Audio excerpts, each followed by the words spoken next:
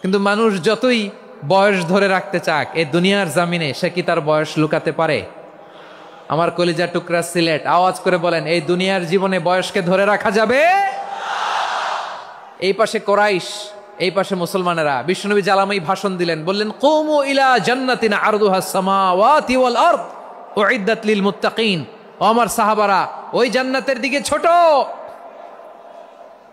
যেই জান্নাত আকাশ জমিন বিস্তৃত। তোমরা দেখতে পাচ্ছ এটা বদরের ময়দান না, এটা আল্লাহর জান্নাত। আওয়াজ করে পড়েন আল্লাহু আকবার।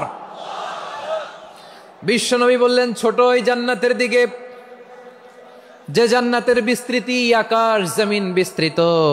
বিশ্বনবীর এই কথা শোনার পরে এক আনসারী সাহাবী সাইয়েদনা উমাইর ইবনুল হুমাম রাদিয়াল্লাহু তাআলা আনহু খেজুর খাচ্ছিলেন। তিনি বিশ্বনবীর দিকে তাকিয়ে কথা শুনছেন আর খেজুর খাচ্ছেন।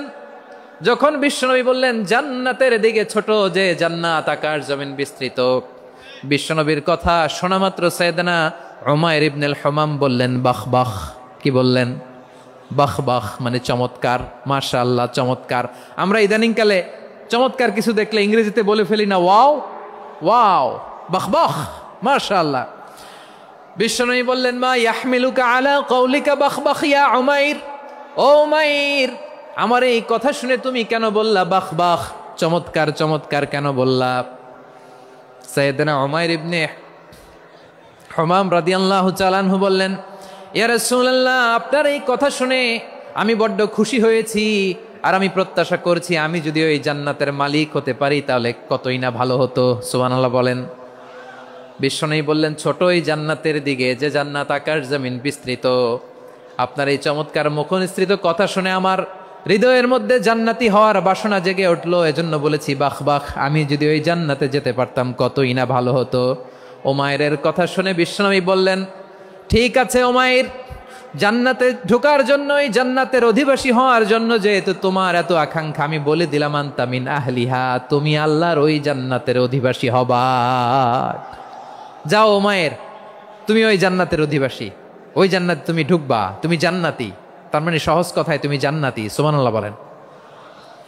যখনই বিশ্বনবী বললেন জান্নাতি, সাইয়েদনা উমাইর রাদিয়াল্লাহু তাআলা আনহু খেজুর খাচ্ছিলেন আর মনে মনে ভাবে, বিশ্বনবী যখন ওয়ারেন্টি দিয়েছে, বিশ্বনবী যখন গ্যারান্টি দিয়েছে আমি জান্নাতে যাব, তাহলে হাতে তো এখনো 3টা খেজুর বাকি।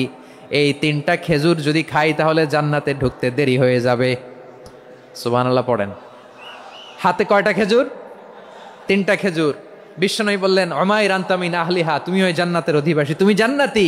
উমাইর চিন্তা করলেন, আমি জান্নাতি, নবীর মুখ দিয়ে যখন বেরোইছে ওই জান্নাতে তো আমার ঢুকতেই হবে, কিন্তু হাতে 3টা খেজুর খেয়ে যদি জিহাদের ময়দানে যাই তাহলে জান্নাতে যেতে তো দেরি হয়ে যাবে।